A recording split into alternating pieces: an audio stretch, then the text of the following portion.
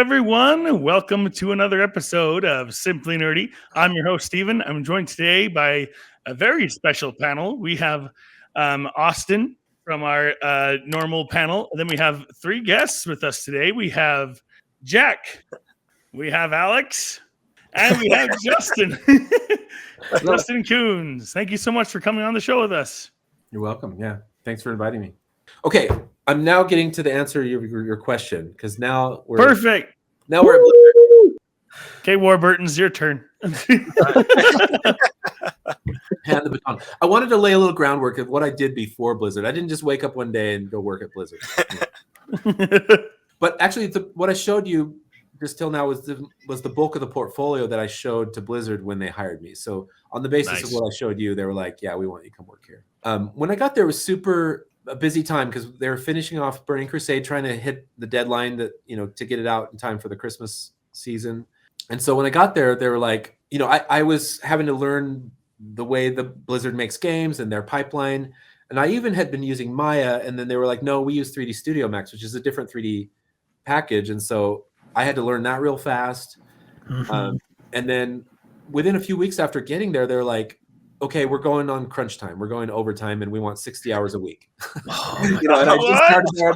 I'm like, "Whoa!" I hadn't even unpacked my boxes yet, and I'm like, "Okay." I told my wife I got to work overtime, but it was fun. Did they pay overtime? So I think at that time we were on salary, and so it was just sort of expected that we put in. Oh, the job done. Yeah, cheer a little loud. But later they did come and say, okay, basically. There were some people suing, I think, EA or one of the other companies, like the wives of the game developers got together and decided to do a class action suit for, wages that, basically saying, this studio, not Blizzard, but this other studio, I think it was EA, wasn't in compliance with California labor laws, right? And they were saying these people should be hourly and they should be getting overtime, but they're not, so you're extracting all this work out of them that they're not being compensated for. And they were having some traction. I think they might have won their lawsuit, but it was enough for the Blizzard attorneys to kind of go, hey, we need to get in compliance with California labor law. So they took most of us who were not leads and art directors and, director level. Most of us, like even the senior level, we went from salary to hourly wages, not long after I got there. So at that point we were getting overtime. Yeah. But I wasn't complaining because Blizzard was very generous with profit sharing bonuses. Like we had like 2 or 3 bonuses a year that I thought were pretty substantial. So, it is what it is. And the game industry is competitive, right? So we don't have to go into that. We can talk about the art. But these are the expansion sets I worked on. Tail end of Burning Crusade. I just put this volcano. This is not one of the first things I did. Not one of the first things I did there, but I like how epic it is because for me, World of WarCraft is all about the epic scale of things, the sublime, right? So I put that there. But one of the first things they had me doing when I got there was these mushrooms in Zangar Marsh need new textures because they weren't happy with the textures.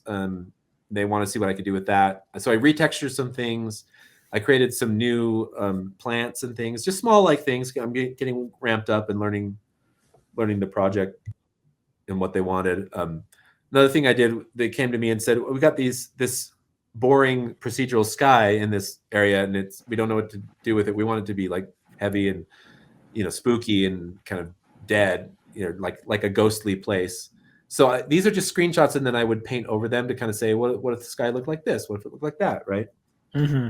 So sometimes concept art is you're actually painting over screenshots. It's not like you're painting the thing from scratch. It's like they've got it partially done, right? And you're trying to add something. So this is what the sky ended up looking like there. I don't know if you played in the zone, but it's called the Bone Wastes or Akandun. Nice. And I think this was in the Burning Crusade. And then they like this enough that they're like, dude, make more skies, That's pretty awesome. Yeah. And I have to say, this slowly spins in a sort of this spiral. If you look up, it's very hypnotic, and the clouds kind of roiling and stretching and, it's stormy. But this was all based on a sky that Dion Rogers had already made. I was just replacing textures and kind of tweaking it a little bit. But he kind of did the initial template for the sky for Outland. Like if when you get to Hellfire Peninsula, that sky is the quintessential Dion Rogers sky. Dion is amazing, and he's gone on to be art director of Overwatch. But I got to work with him on this game and kind of collaborate with him. So I just want to make sure I give credit where credit was due. Like I'm just kind of standing on his shoulders when I did these. That Nether stream, like Dion did that and all the planets and stuff. I just added some of these clouds into Nether Storm, but it was really cool. You guys know who Chris Metzen is? Oh, yeah. Definitely me and Alex. Absolutely. So when I met him, I'd only been at the company like a month or two, and I got introduced by Justin Tavert, who was the art director, and I was like, oh yeah, I know who you are. You're Chris Metzen, and he goes, I know who you are. And I'm like, no, you don't. I just started here. And he's like, you did that sky in Netherstorm. I'm like, oh, yeah, but I had help with that. I was trying to explain what I just explained to you. Like, I didn't do it all by myself. And he interrupts me and he goes, no, but you are a genius. Like in total sincerity, he says this. He says this to me, and I'm like, thanks, man. I'll work for you. Like I was like so starved for like that positive feedback to just get that from him. Like when I just started working there, I was like, okay, I'm hooked. I'm gonna be here for a long time. That's awesome. That's awesome. Really knows how to hook you, I guess. Yeah, that's all they need. And then they fed me dinner every night when we were working overtime, right? That's cool. Anyway, so Shadow Moon Valley, if you play through that, you see these kind of like fireballs appearing in the sky. Like those are all fakery that I've made, and they just sort of appear and blast, and then like they slowly fall down and hit the ground and blow up. That's all in the sky in the far distance, and that was kind of fun figuring that out. I did a variation of it for Blade's Edge, where the clouds seem to sort of like be rising like fire, like smoke from a fire. So that looks cool. Different effects in the sky kind of add things. This one, we wanted it to transition from day to night and go through like a sunrise and a sunset period. So this was a technical thing. They had never done that with a painted sky. They have a procedural sky that would change with the clock, but with a hand painted sky like this, they didn't know how to make it follow the clock, so it was just sort of fixed. And I worked with one of the software engineers to like make that happen. It was cool. That's awesome, man.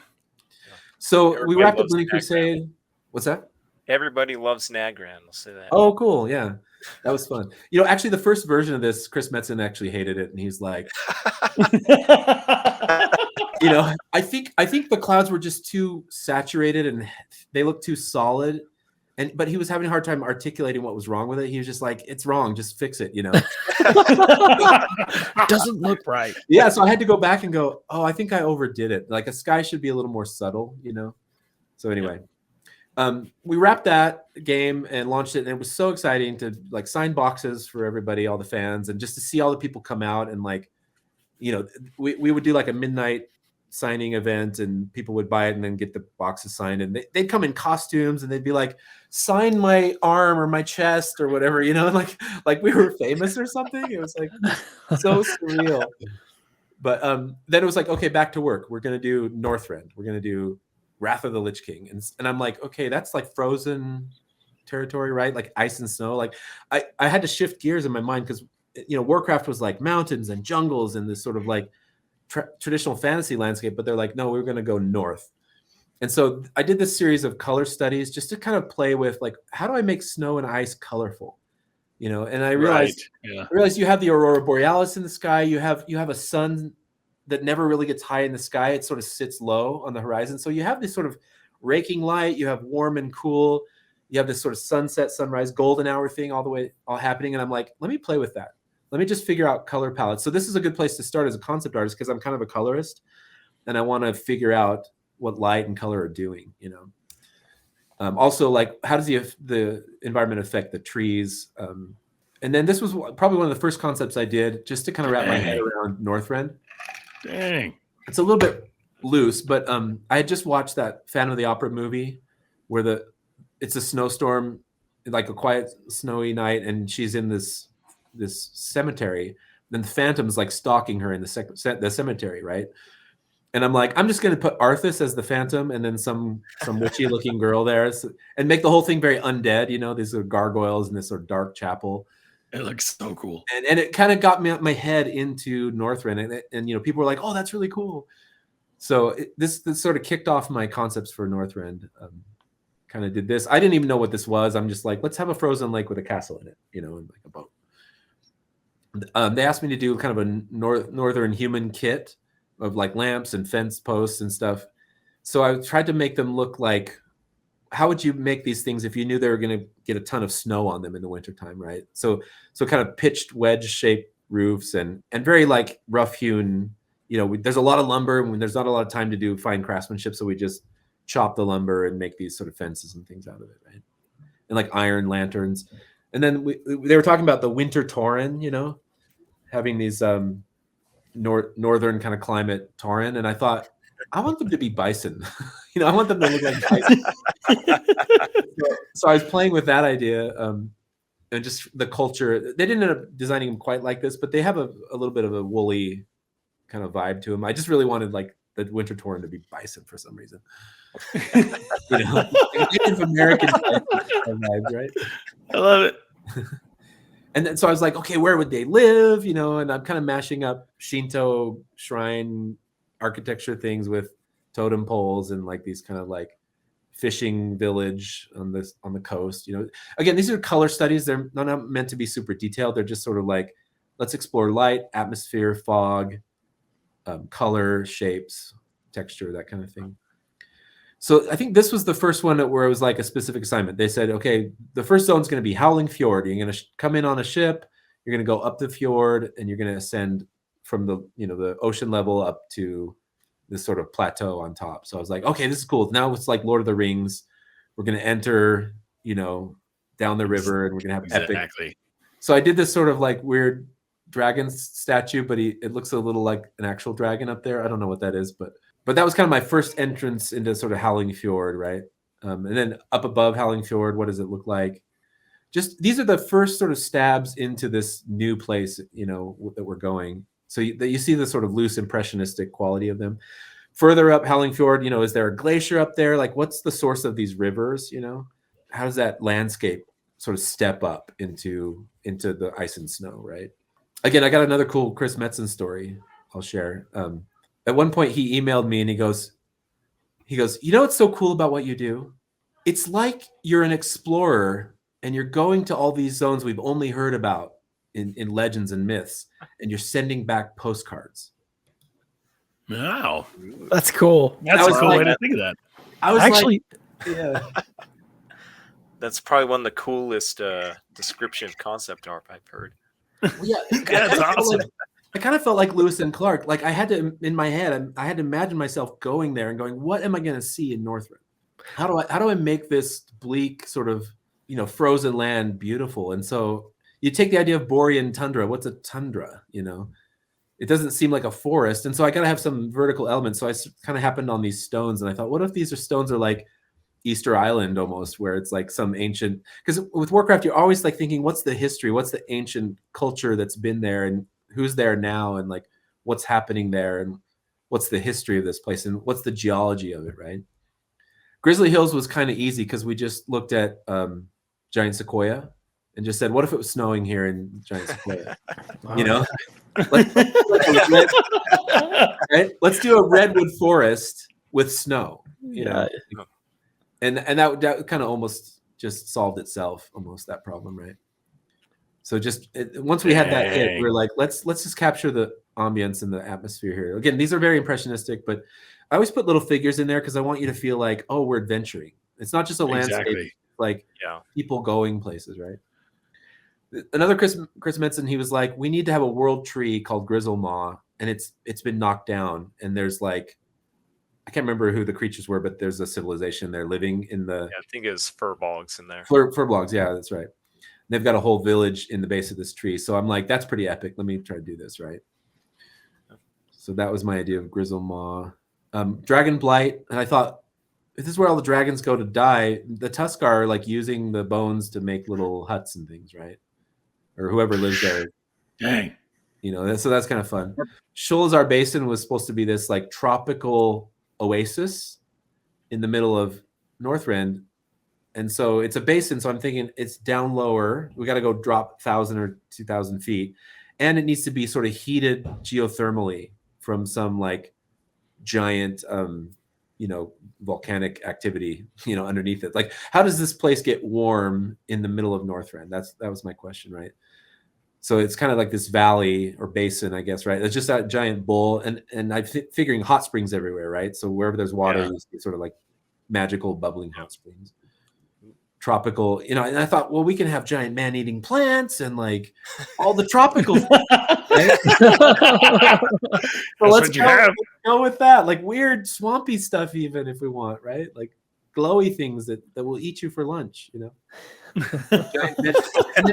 And then in the middle, I thought, okay, there's going to be a sinkhole. Like this water's just melting and going down into who knows where, the center of the world. So all the waterfalls kind of drain into the middle. It's like a giant sink, you know, a giant bowl. And then, you know, spending a little time with the plant life. You know, if I wanted man-eating plants, I'm like, I'm going to have fun just drawing these. Actually, I think this one's mislabeled. I think this might have been for Lost Isles because I was trying to come up with tropical trees. Sorry, that one's a mistake. But these were Sholazar Basin, more weird man-eating plants. Crystal Song Forest. You know, I didn't quite have an idea about what was wanted for this. I mean, I think Metzen was pretty much the guy, you know, coming up with all these names of these places. So I was kind of like, is it frozen crystals? Is it ice crystals? Like, what kind of crystal are we talking about? And in what sense is it a forest? Are they really trees, or are they a forest of other crystal formations, right? So I started moving more toward traditional looking trees. You know, I started really kind of weird, and it was a little bit sci-fi, you know.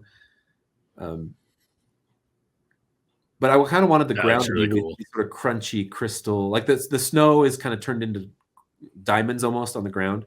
And so you imagine walking on crunchy snow, but it's like, it's crystals, you know, it's like diamonds or something like that. So this is a little closer to how it ended up. You're probably familiar with it.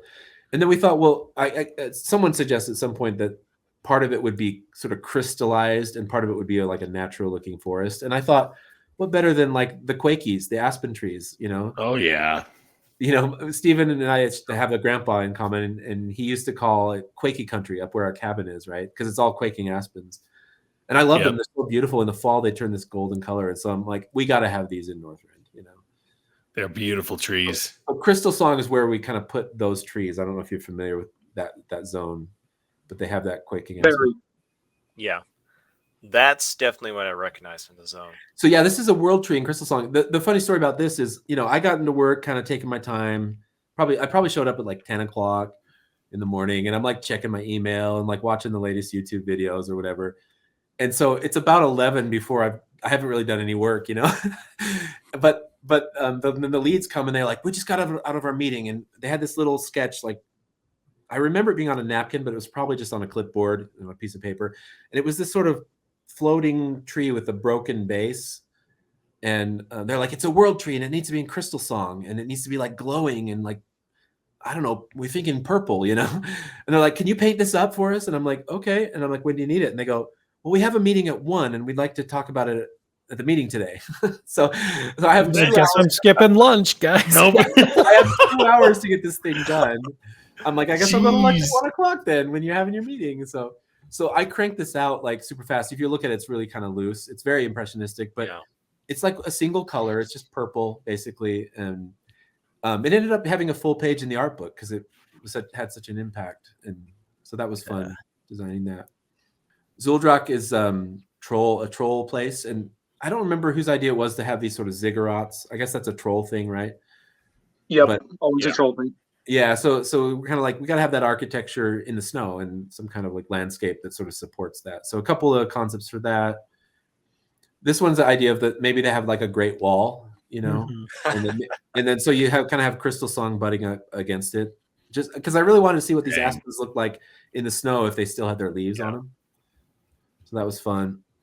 And then this is another kind of like, this is one of those where I didn't really design the architecture, but I wanted to see what almost like a temple or palace would look like on terraces in Zuldrak. Later they did in architecture was much more interesting than this, so mine's kind of boring. But again, the idea with this was they hadn't designed the architecture yet, so I just wanted to create the color palette, the fog, the sort of temperature, and a little bit of the textures, and then from there we could kind of fill in the details, right? Storm Peaks, the idea with in the lore was like the peaks are so high that they're scraping the sky, you know. So you picture it almost like New York City with skyscrapers, right? Lightning is like hitting the peaks of, you know, I'm reading the description. Yeah, that's cool. And yeah, this is one of those zones that nobody had really done any art for it, right? So I got to just go wild and be like, storm peaks, you know, let's go. And since it was in Northrend, it's like, let's put the aurora up there, you know. More storm peaks, just like kind of like Patagonia, but insanely tall peaks, right? Caldera, this is like a magical, I don't know, one of those magic floaty things. So yeah, the base. I remember Chris Metzen really liked this one. He was kind of like really impressed with this. I don't remember what he said specifically, but definitely kind of hit a nerve with him. This is like inside that Caldera concept. And again, I've looked at these so long, I almost can't remember what the actual game ended up looking like. It doesn't look exactly like this, but it definitely is informed by the concept art. Yeah, I know Caldera looked pretty much like that floating concept. Yeah, and you have to realize that when I did these, the game art hadn't been done. Like these were like really some of the very first images that anybody had for these zones, you know. Lake Wintergrass. So cool. I served a mission in northern Japan, and it's snowy there. And so when I thought of Lake Wintergrass, I just wanted to make it very Japanese. And so the Night Elves, right, their architecture kind of gave me that opportunity to make this almost like a beautiful part of the lake, you know, frozen lake. A little more wintergrass, frozen over, just very cold palette, playing with kind of blue greens and sort of almost like purpley colors. And then I got the memo that, okay, this isn't going to just be a pretty place that we explore. This is going to be a battleground. So I'm like, oh, a battleground, you know, and they wanted more like, what do they call them? Titan architecture, like almost like the colossal Roman kind of vibe, Greco-Roman architecture. So I'm like, okay, now it's a battleground. Let's have trebuchets and like, you know, all these sort of implements of war and bridges with cracked ice and things like that. So it's a little more like strategic battleground. So, you know, you start with the general idea, and then you get more instruction, and you kind of go, okay, let's get more specific with this, right? Yeah, I was thinking, I don't remember Wintergrass being that peaceful. Yeah. Yeah, you know why? Again, it's the evolution. Like when I did these ones, nobody really told me what it was for. They're just like, this place called Lake Wintergrass, but I'm like, okay, let's just draw some paintings for it, you know? Yeah. Anyway, Ice Crown Glacier, again, early concepts. I had no idea what the palace was going to look like. Let's just make this sort of spiky place where Arthas might live, you know, down in the crevices of the but, you know, I didn't know what it was going to look like. I thought maybe we could it's like a maze almost. You got to like work your way through it. Crevices and towers and pillars and things. This is my first stab at the actual structure. It got a lot cooler than this by the finish, by the time it was done. But when the people, the artists who were in charge of the structures, when they got a hold of it, they went to town. And you probably remember Ice Crown Glacier. It was awesome. Yeah. These are some of the few characters I got to do this. These were the Vrykul, the kind of like Viking giants, and they would ride dragons around. Do you remember them? Yeah, definitely remember the Vrykels. So I other people were drawing all this sort of male Vrykels, and I'm like, I wonder what their women look like, you know? Like so I was like drawing the Vrykul women, you know, the kind of archer and the sort of melee, and then the sort of caster types. And we just had like a week to work on these, and it was fun. So I painted up this one just to see how like weird I could make her look. I don't know if they actually did this character. I don't think but it was all part of the idea of like throwing ideas out there, playing with them. The fact that they rode dragons, we had not seen or heard of the movie How to Train Your Dragon at this point. We just thought, wouldn't it be cool if they could ride dragons around, you know? And they're sort of Viking-ish, you know. When we saw that movie, I'm like, hey, did they get that idea from us? You know? Yeah. It's like when we saw the movie Avatar, you know, when they're going, it looked like StarCraft versus Warcraft in a way, you know. Yeah. Had all those Nagrad islands on it. Yeah. This is just some of the ground textures I painted for Northrend. So I don't know if any of these look familiar, but there's a lot more where this came from. This is just one sample. Some close-ups of those. Trying to show like variations, like how many ways can you paint snow on the ground, right? Like and rocks and mineral pools and caribou moss and things like that. This was a tile set for Deep Home, the kind of elemental plane of Earth.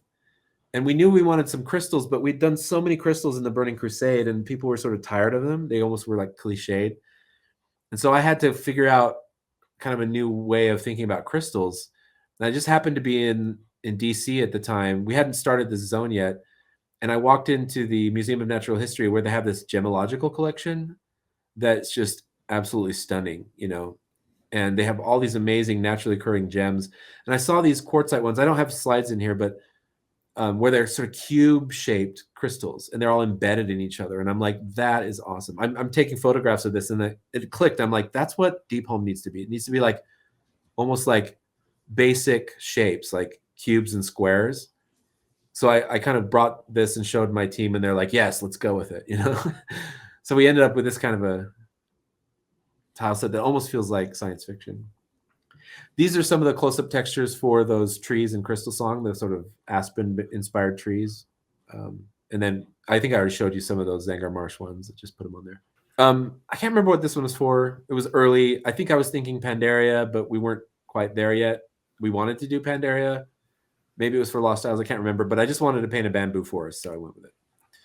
Oh, I think it was early when we were talking about Lost Isles. They were saying we're gonna show where the Murlocs are from, like they're where they originate. I'm like, okay, maybe they have like their own world tree, and it's like a swamp. It's like a bog or a bayou or something. So this was meant to be like a Murloc village in the roots of a giant tree, kind of thing, right? Lost Isles. This is again a mood piece, right? Like, what does it look like at sunrise or sunset? Very Hawaii inspired, beautiful kind of thing. That's fascinating. Beautiful beaches, so we're starting to delve into Lost Isles a little bit more in the jungle, like, giant bamboo and like different levels of terrain with bridges and things, just playing with, again, maybe big vegetation, maybe man-eating stuff. This is a pulled back view because we talked about having like a King Kong creature. I think it was a giant turtle. But we wanted like a big creature on the island that was kind of like playing the role of King Kong. Like the natives didn't want to upset the big creature, right? So I wanted to zoom out and kind of get a little bit of a aerial view of the island and the coast. A little more. Anybody ever draw the turtle? I think so. Yeah, I think that was the creature team took care of that. Yeah, I can't. It's been so long. My memory is not so good, but like this, I'm like, let's have a broken tree that just suggests the turtle or the monster came by and knocked it down. Man. And then a little more close up, like what do these cliffs look like? What's the kind of color palette? Again, Gilneas was sort of our Worgen origin zone, right? Like it was sort of like a plague or a infestation that turned humans into Worgen creatures. So everything had, we decided everything was going to be kind of gloomy and gray and like rainy almost, like Germany or England or something, moody and a place where a wolf would enjoy living, where wolves, you'd expect to find wolves. So spooky forest, a cave. We don't know what's in that cave, but we're going to keep our eye on it. A little more like Germanic Black Forest kind of vibe, very autumny. Like this color palette was very gloomy and gray compared to most of the zones in World of WarCraft, and that was by design. We wanted to really dial down the color for this zone and just have that oppressive kind of rainy quality, right? Throwing a little bit of like the Alps inspired vibes in there. We're looking at sort of Germanic areas of the world for this. And Gilneas, it has that sort of like gothic horror vibe with werewolves, So the forest where you see claw marks on the trees and this sort of like little village in the distance. Uldum, we went to the desert. This is inspired by a real place that has these sort of chalky rock formations. I can't remember what country it's in, but it's in the Middle East. I wish I could remember. I'm sorry. I was going to ask, do you travel? Because that's what I was going to ask. Your attention to detail is crazy. Well, so when we asked if we could travel, they were like, "Why? You have the internet." It's different when you live it. When you I know, right? Like I'm an artist. I need to it. experience it in person and smell the air and taste the food, and But we got to travel. We didn't. I guess we were too valuable to send out the traveling. They needed us to stay home and make the games. But the HR people got to do a lot of traveling. And they have a lot of pictures of what they're clubbing and doing things in Europe, and they're just always having a good time, I guess, while we were at home working on the game. Oh, Looking that's on so the bad. internet. So maybe I should have gone into HR. I don't know. Should have brought it up with HR. There you go. So Old Doom was kind of like Egypt, World of Warcraft. This was almost wrote itself too, because it's like, let's do ancient Egypt in the style of World of Warcraft, right? More epic somehow if possible. Deep Home again. This was concepts for Deep Home, elemental plane of Earth, underground. Early concepts for what that might look like. How deep does Deep Home go? I wanted to feel like a little spooky. There's a bit of a skull in this one if you can find it. Found it. Yep. It's I got to speed up here. Bashir, we're going underwater now. There's a lot more fog underwater because it's water, not fog. Kelp, playing with, coral reefs, making everything big and epic, and hinting around that there's villages or civilizations under the water in the distance. One of my favorite zones to this day. Really, Bashir? Absolutely. That's awesome. Yeah, I agree with Alex on that. I know a lot of people hate that zone because it was deep underwater, so people are scared of it. But yeah, I love that. Yes, there's something about the ocean that's so mysterious and fantastical. This one I was trying. I don't know how successful it was. I was trying to make the coral look enormous, and you do that by having something to compare it to. So I've got a blue whale and a shark and a squid in there, so that the coral will look big. But all that really happens is those animals look really dinky and small. It's a miniature blue whale. Anyway. And then really deep, you go into the deep sea vents where the fish get to be terrifying, right? So that was the deepest part of Bashir. These were just drawings for, I'll just go through these a little quickly. For this old god creature that they wanted to have being subjugated by some evildoers. And the creature just gets progressively more evil and terrifying. Jeez. Thankfully, they didn't go with this because it was a little over the top. Jeez, man. I almost want to see it in game now. I don't know if you remember, but there was a whole kind of like sequence in Bashir where you're running around inside this giant sort of shellfish creature. Yeah, right? I remember that, but I don't remember it being that. I think the nightmares. Yeah, the dungeon team took this over and we're like, let's do something a little more sane, and that. That's the thing that's what's fun about a fantasy world. You're like, how far can I push this before they go, it's too far? You know what I mean? Yeah. Twilight Highlands. I didn't know what Twilight Highlands were, so I'm just looking at the Scottish Highlands and kind of going, let's do the Scottish Highlands at sunset, at twilight. So with the initial concepts, you just have to go with what little information you have. Turns out they wanted some really nefarious things happening here. This was a cool one too, because after I did this concept, one of the game designers came in and had it on a tablet or a laptop, and he shows it to me and he goes, "Did you do this?" I'm like, "Yeah." And he goes, "We're going to change our game design because we want it to look like this. This is really awesome."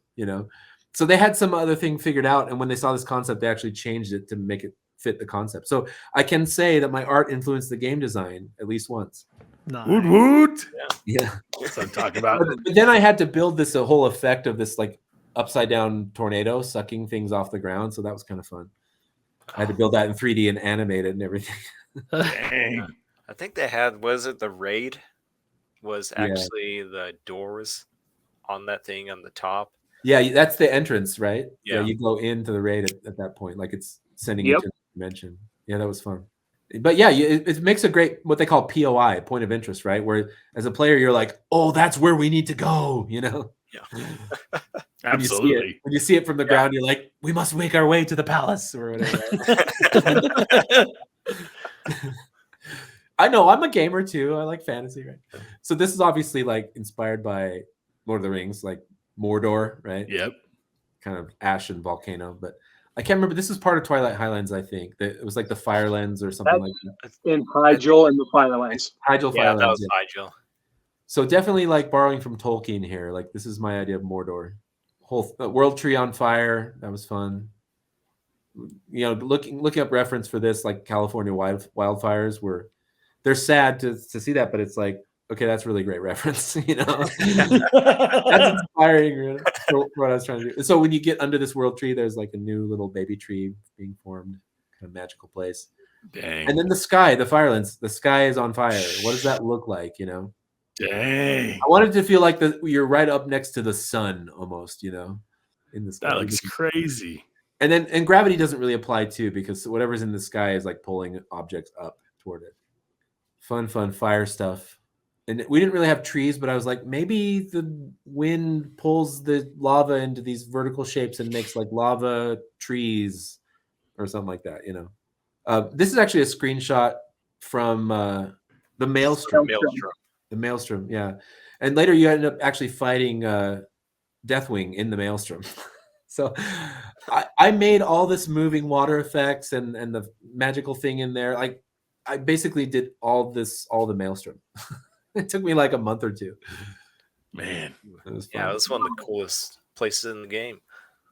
This is just a little bit of video. I don't know if it's gonna play, but this is like the sky in Ice Crown, kind of echoes the shapes. This is really low res. I apologize, but I made this little compilation. I wish I had done it higher resolution, but it kind of shows some of the actual environments finished, you know, in the game.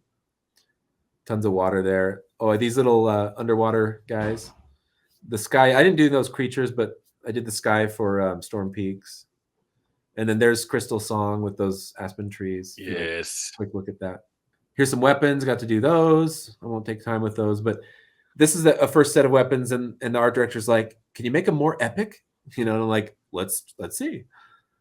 So that's a little like this, but only more epic, right? And then I got to build them, some of them in 3D. Oh, I think I remember that. So these were That's fun. in the game, right? I think those were It should be, yeah. WoW ones. Yeah. This weapon, I can't remember what it was called, but it's kind of like has this fire effect. This is a fist weapon, and they wanted different color variations of it. Those blades sort of spin around and look like a little saw blade almost. This is early concept for Pandaria. Before we had permission to do Pandaria, I just did this one because I wanted to imagine, you know, what Pandaria would look like. This is one of the first ones I did once we knew we were going to do Pandaria.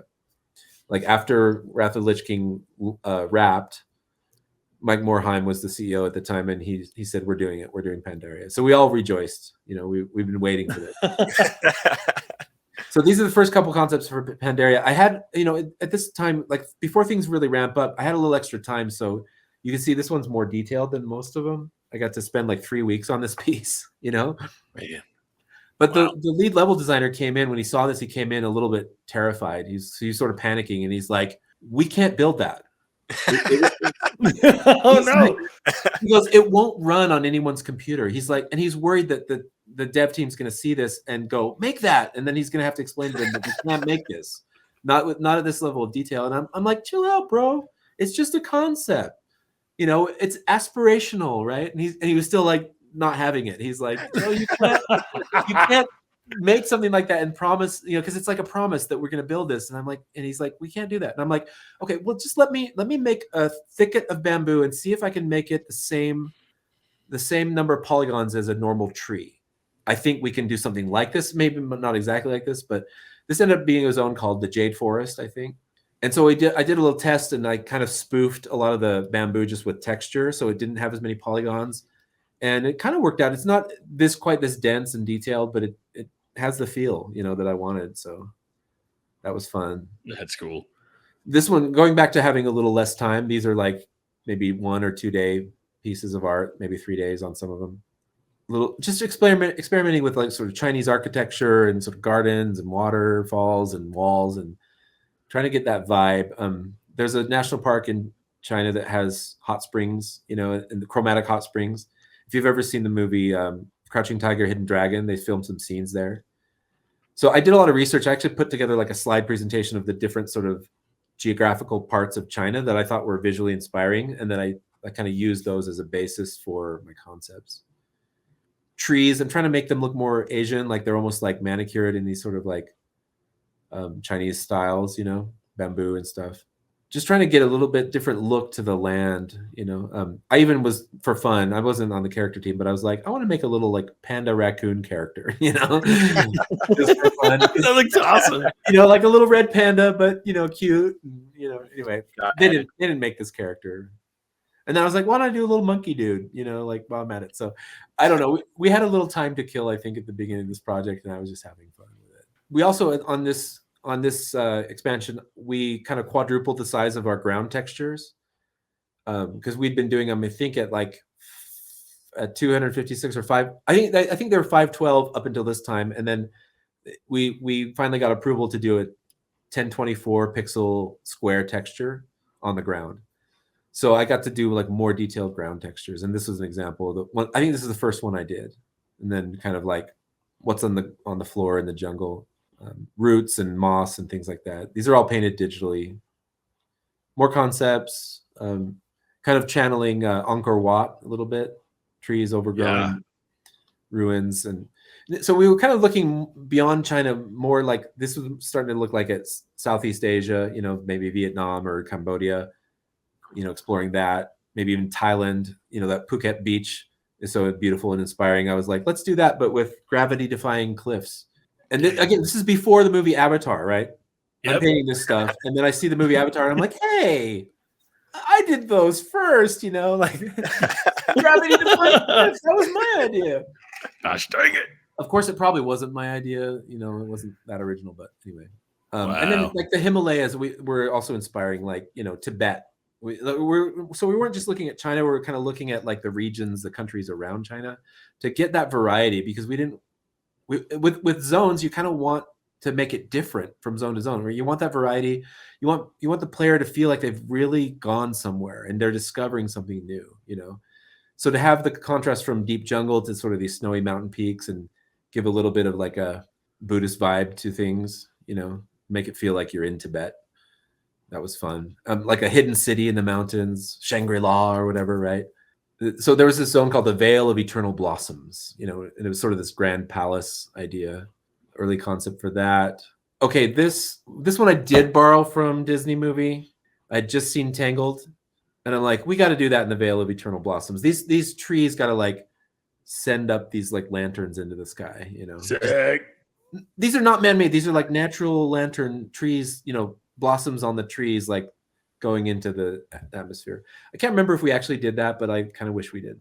Yeah, looks cool. That's kind of the end of the zones presentation. I could show you some miscellaneous, like this was fan art for StarCraft that I did just for fun. This was a Hearthstone. Actually, in those days, it was the WoW trading card game. Before Hearthstone. And this was just like a side gig, like a freelance thing. I did this little imp and warlock. This one was another trading card game illustration. This one was called Naked Troll. Wow. And it was actually based on a player. Apparently there was a guy who was running around playing as a troll with no armor and no clothes on. And he got named the Naked Troll. And anyway, so I think later HR probably hung this up as an example of what not to do in the workplace. And you can see a little reference to Edvard Munch, The Scream, if you're familiar with art history. The little undead guy is kind of giving us the scream. Anyway, so that was a lot of fun. I have a framed print of this that one of my coworkers gave me. Nice. This was actually after I left Blizzard, they hired me to do one of these for Hearthstone, for the League of Explorers, I think. And this was when you're finally coming out of the raid in Old Doom. You're finally seeing the sunlight, coming in, and that's your exit. So you run up the stairs and you're out, basically. That was fun. So that's Warcraft stuff. I could show you a little bit of really early Project Titan / Overwatch if you've got time. Oh man! Well, I would love that. Oh yeah, same. We definitely love that. Warburtons, do you have any questions regarding all the awesome World of WarCraft we were able to see? Briefly, I just wanted to say your work for World of WarCraft hasn't gone unrecognized. Thanks. For years and years and years. So I'm a person who dwelled on the forums and talked to fans and basically always caught up on what the community has always said. A lot of things could be said about WoW, but one thing that everybody has agreed on just from the beginning to end is the art team has been phenomenal. And Woo! everybody, We did They our always job. say, the art team carries the game, is what everybody says. Well, I love they always give the art team credit. And I remember specifically talking to Jack in the past saying, man, I just love those sky boxes in Outland, because that was one of the things that made Outland stand out from the original game was the sky boxes. Awesome. What's funny is I know the sky boxes in Wrath were good, but everybody remembers the sky boxes in Outland for some reason. They're different, very different. Yeah. They're very different. I remember a big discussion with fans before Wrath was announced was people were like, they're not going to be able to pull Northrend off. They're not going to be able to pull Wrath off because it's literally just snow. It's only snow. It's going to be a boring expansion. It's just going to be snow, and that's it. You prove them wrong. The whole expansion is full of personality. It's full of color. It's phenomenal. I wanted to ask you one question. You mentioned that Grizzly Hills was one of the easier concepts. Well, just coming to figure out what it needed to be. Once we said, hey, let's just do Sequoia with some snow. And we were like, done. And we're just high-fiving each other, you know? Like, it was, I mean, making the art wasn't easy. It never is. But figuring out what the art needed to be, that was the easy part. That makes sense. So, but then I saw you mentioning how the Boring Tundra was a little difficult. So my question is, would you say the Boring Tundra was more difficult than Grizzly Hills as a concept design? You know, yeah, it wasn't as obvious it was what it should be. And I think we really struggled with what the vertical element should be because, right, it didn't really lend itself to trees, you know. And so we had some plants and things that were vertical and we had some stones but we made it more about like the color, you know, getting those kind of reds and golds in there. And then the chromatic hot springs, you know, having those kind of chalky cream colors. And it was more about that palette. And then one of the level designers named Julian Morris, Jules, and he's an Australian, he's a friend of mine. He took my textures and really did some beautiful, brilliant things with them. The way that he blended the sand into the kind of volcanic rock. And I think it ended up really beautiful. There's just not, it feels kind of bleak and barren, but as you kind of go over the undulating hills, you see these changes and you see the ground kind of break out into these sort of like interesting textural things. And, you know, it was more subtle, right? Like the art wasn't like hit you over the head and be like staggeringly beautiful. It was more like kind of bleak and weird, like, and almost like haunting or, but that's one of the feelings we wanted. Like with Howling Fjord, we talked about that too. We wanted things to feel kind of lonely. Like I'm really far away from like humanity, right? I'm in this wild place. And I remember a moment when I got to work one morning. I downloaded the latest build of the game, and I just started wandering around. But I just had all these feelings like washing over me, and I'm like, what in the world is this? And I realized we have sound now. Like it was the first build that had the soundtrack in it, and it was this kind of this quiet strings, and there was a sort of windy sound, and you could hear the kind of creaking of the wood in the forest kind of cracking, and you'd hear like this distant call of a caribou, you know, or some knocking on one of the trees like a woodpecker or something. And there was this quiet sort of music that was very subtle, and the whole thing just felt kind of lonely and bleak and a little bit scary, like I don't know if I'm going to be safe here, right? And it just matched the art so well. It just gave me all those feels. And I got to talk to Russell Brower shortly after that. He was up in our offices, and I'm like, dude, I have to tell you, like the experience I had when I first heard the music. I'm like, where do you get your ideas for what the sound should be? You know, like how do you know what the music should be and what it should sound like? And he goes, oh, that's easy. We just look at your art, like the art, what the art team's doing. And I'm like, wait, but we didn't even really talk about what the feeling that we wanted it to have. We didn't tell you that. He's like, yeah, no, we just look at the art and we kind of follow that. And it was this unspoken connection of different disciplines, different, you know, art and sound. Like maybe they had talked about it in a meeting, but I wasn't in that meeting.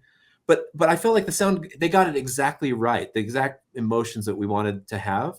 But to have it come full circle and say, yeah, like we just queued off the visuals. And I was like, what? Anyway, it was one of those moments where you just feel like I'm really connecting on a wavelength with people artistically that it's just experiences like that make you go, I love my job. You know what I'm saying? Exactly. Yeah.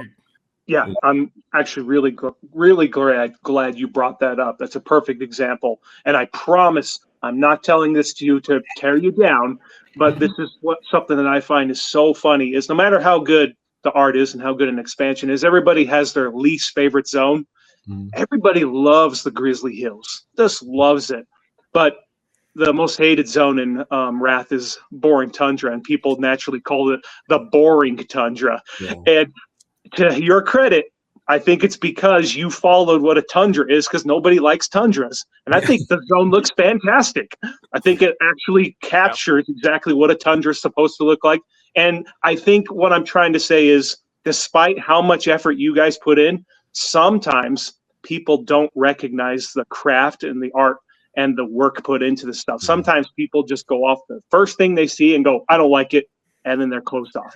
No, and I don't know if it was a good idea to have that be kind of, I mean, it was one of the first zones that you could come to in Northrend. And so maybe that wasn't the best choice, for a zone like that that's introducing you to Northrend. And that those decisions were sort of above my pay grade, but yeah, we wanted that authentic, we wanted the visuals to sort of match the name and the lore with it. And more importantly, we wanted contrast, right? We didn't want everything to be like a beautiful lush forest, right? We wanted certain zones that were maybe, I mean, like you think of like Durotar or the Orc zone in the original WoW, where you're just running through this desert forever.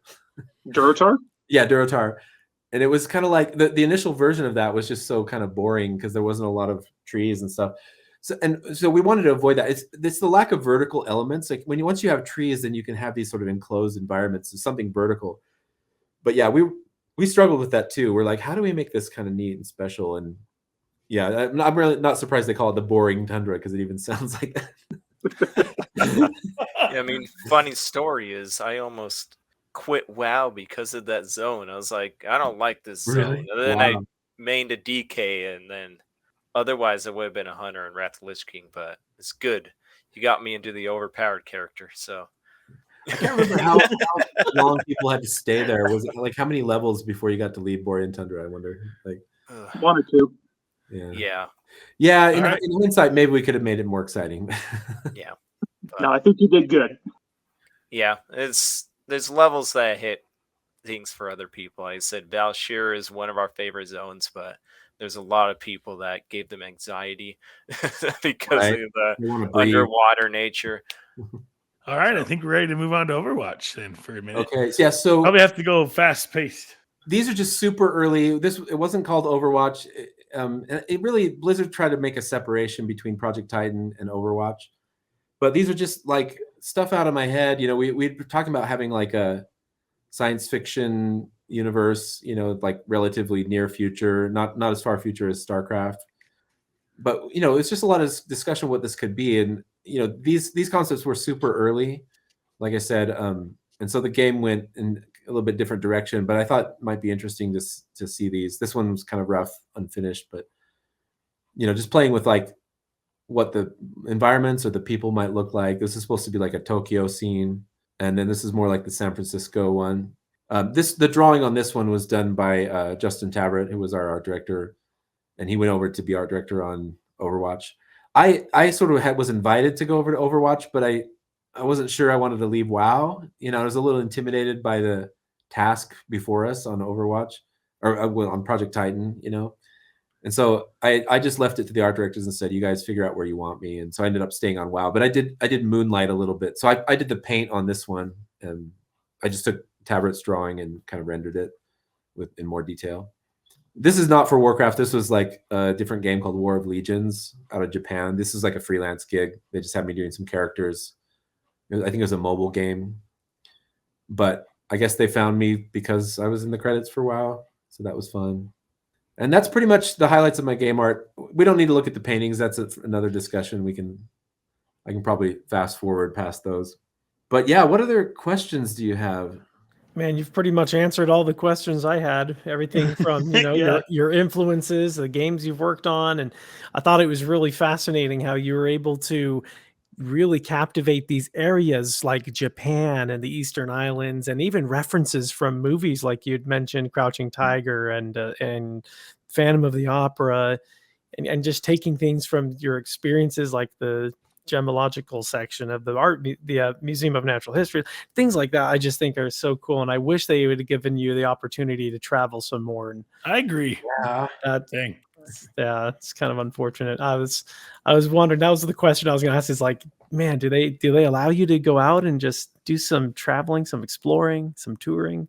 But Well, occasionally we would have like a team building activity where we would go for a day to like Huntington Gardens in Pasadena, which isn't really traveling. It's just 1 day trip, but that's a beautiful place. And for the environment team to see all those plants, those amazing, like, I don't know if you've ever been to the Huntington Botanical Gardens, but it was definitely very inspiring to do that. I think after I left, they did a team building day at Disneyland, because we often talked about how we felt like we were making an amusement park for people. And, you know, the Disney Imagineers they're the best, you know, for theme park design. And so we got, you know, the team after I left, you know, maybe just to make me jealous, they spent the day at Disneyland, you know, just researching, right? Dang. So, but Wow. that's kind of the extent of any travel that we did, you know, for research. It really was like, you got the internet and your imagination and your pencil. So good luck. All right. So I have a question, and I'm sure you know what it is. I'm doing it anyway. So I know that you are teaching art at BYU. So I assume that you know Brandon Sanderson and he knows who you are. So why hasn't he asked you to do book art for him? What the heck? So I think I maybe met Brandon Sanderson like once. Oh, We're not dang. really on a first name basis. I don't know if he knows who I am.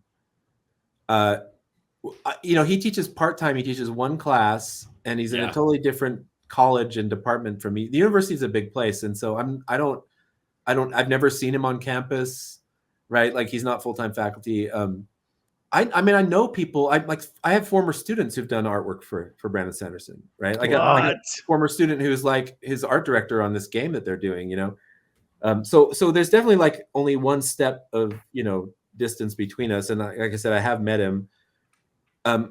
He might be waiting for me to hit him up and ask to do some art for one of his books, but I've only read one of his books before. Man. So I have Which some one? more homework to do. It's called Perfect State. It's like probably the shortest thing he's ever written. Wow. Okay. Yeah, I've never heard of that one. But I do have a couple of his books on Audible. I just need about 48 hours to listen to the whole thing. Yes, you do. They're long. Probably The Way of Kings, right? Yeah, I think I have that one. And I hear nothing but good. And I would be honored, you know. So maybe I'm kind of, my ego's like waiting for him to ask me, but feeling like I need to do my homework before I do any work for Sanderson.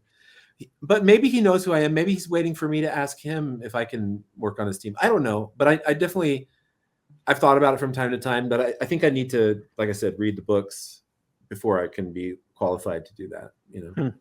Before I'm going to send them my portfolio, you know. Exactly. No, I highly recommend them. They're amazing.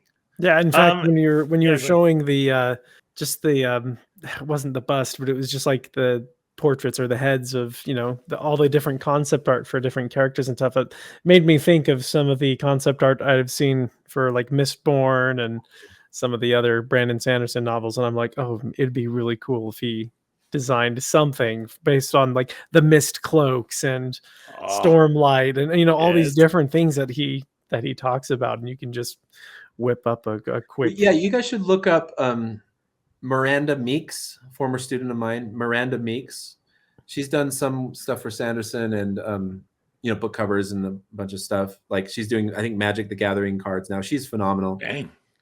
Katie Payne is the one I mentioned, who's kind of like art directing a game for Sanderson, I think. She's really great. Payne, Katie Payne.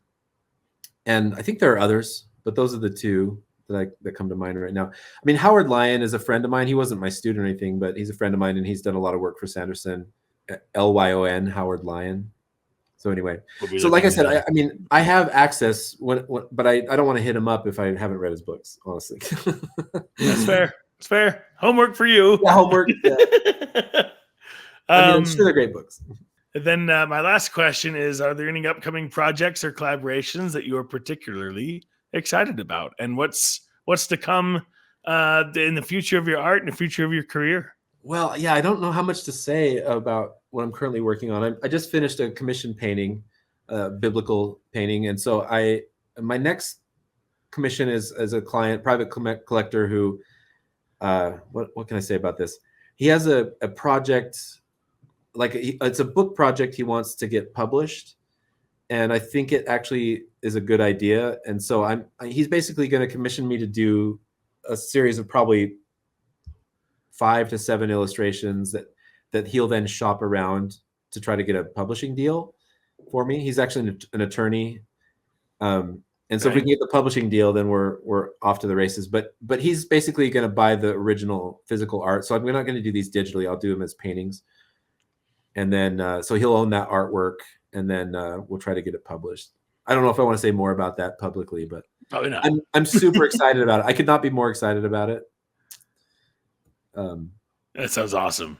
Fingers crossed. I'll show you this, because this kind of this is that cabin illustration. I'm going to put I have a copyright notice on these things. This is a board game that I started making about a year or 2 years ago, I think. And this is the poster. I actually took it to Gen Con last competition, national competition of graphic arts, and it got in with a silver award in the competition. So it's public now, so I can share that. But it's called Hideaway Island, and basically that cabin is kind of like a card illustration. In the game, you're like developing this tropical island, and so you have to build a shelter. And these are the different shelters. You have a mud hut and a stone hut and a cabin and a grass hut to build. And I'll briefly show the characters in the game. These are actually, some of them are kind of old. I've been having these characters, kind of working on them in the background, just in my free time for many years, and I'm kind of like finally putting them in this board game. So I'll reveal those to the world now. That's awesome. Just a sneak peek, just to get you excited. But love it. I didn't know you were working on something like that. Yeah, that's awesome. Actually, the cabin has been kind of an influence. I think that's where I first got the idea, and spent some time developing it. So if you want to, Stephen, if you want to play the game, let me know. If we're going to be at the cabin together this summer, let me know. Oh, we will. I'm sure. And we can play. Let's go. That'd be fun. If you like board games. I do like board games. Yeah, so I don't know why I got in my head to design and illustrate a board game. It's going to take probably, I don't know how many more years, even if I'm working on it, just to even do all the artwork. But what got me excited was the prototype is actually kind of fun, right? It's not right where it needs to be yet, but it plays, and I watch people playing it, and I could see like something is happening there. It's like something exciting, you know. At Gen Con, people are stopping by our table going, what's going on here? Why is everybody having a good time playing this game? Like, I can hear you laughing from like a mile away, you know? That's awesome. Yeah, so we got some really good feedback, and it's very encouraging, but it's just a time issue, right? Because I have commission pieces that I need to do that clients are waiting for, and this is like a personal project, so it kind of has to wait a little bit. Yeah, I think it's one of the things on my bucket list. Make a game, illustrate it. Future, longer term, like I'm still interested in fantasy and mythology. You know, I'm really kind of thinking like, what's my long-term thing? I mean, I've just almost like, you know, just worked on whatever was interesting to me at the time. I mean, not that I don't have like a long-term agenda, but I kind of want to do everything. And so, I mean, not everything, but I have a number of things I want to do. And so I'm just like, you know, when the opportunity presents itself, you know, to do that, I try to say yes to those interesting opportunities, right?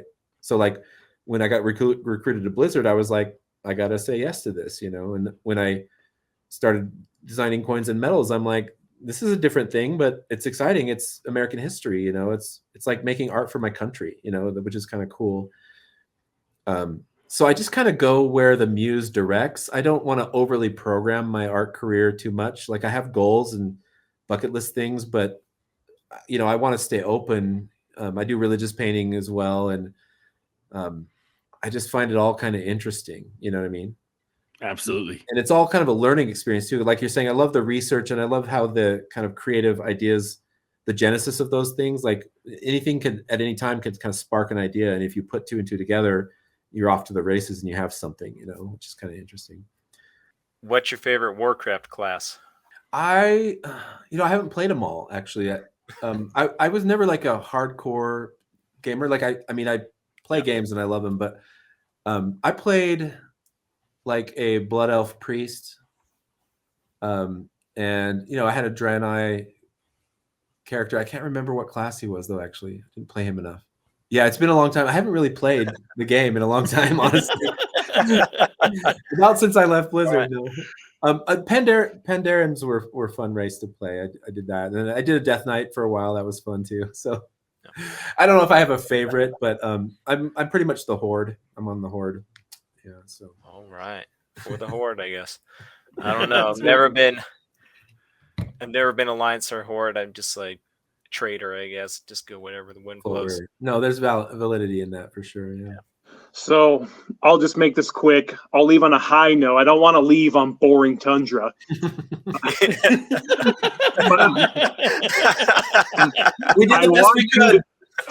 I want you to know.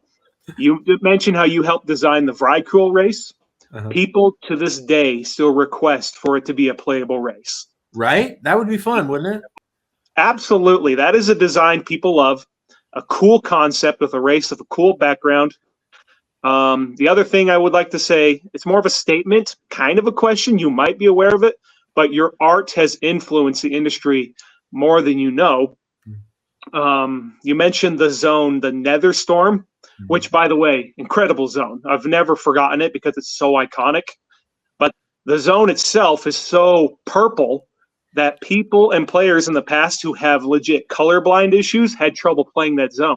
And so because of that, Blizzard has opened up to colorblind options and given people more accessibility to play the game through their colorblindness, mainly because of that zone. Yeah, I think in those days we weren't really thinking about accessibility. I hate to say that, but it was just like, let's make it look cool, and we weren't really thinking about people who were colorblind. I hate to say that, but I'm glad to hear that Blizzard is considering their needs also. Right? But I'll tell you this: when they assigned me to work on Netherstorm, I didn't just do the sky. I redid the tile set, and I'll tell you this: it was even more purple before I got my hands on it. It was like it was hurting my eyes. It was like so saturated, rich purple, and I was like, "You guys, we got to dial this down a little bit. Like it's overkill, right?" So the first thing I did is I started introducing more grays into the tile set. And then I also broke the color. If you've ever heard of like broken color, basically you say, well, I want it to add up to purple, but what are the elements of purple? So I had pulled out reds and blues in the textures, and then also the complement, like some yellow, some gold in there to kind of neutralize it. So the hope was that you would, when you look down at the ground and the textures you're standing on, they would be like full of color. They'd be like, you'd see those reds and blues and everything. But as the textures start to map and in the distance, then they kind of optically blend. If you know about art history, you may be familiar with like Seurat, the French artist, the pointillist artist, and the impressionist. So following like what their developments, the idea is it'll get a little more gray as it goes in the distance, and then it starts to blend to the fog. So that fog color was very like magenta purple. But again, I think it started out more saturated. We actually dialed it down a little bit. I got away with like toning it down a little bit because it was overkill. It was like, it would make you nauseous how purple it was. Right? So you can thank me for making it less purple, believe it or not. That's awesome.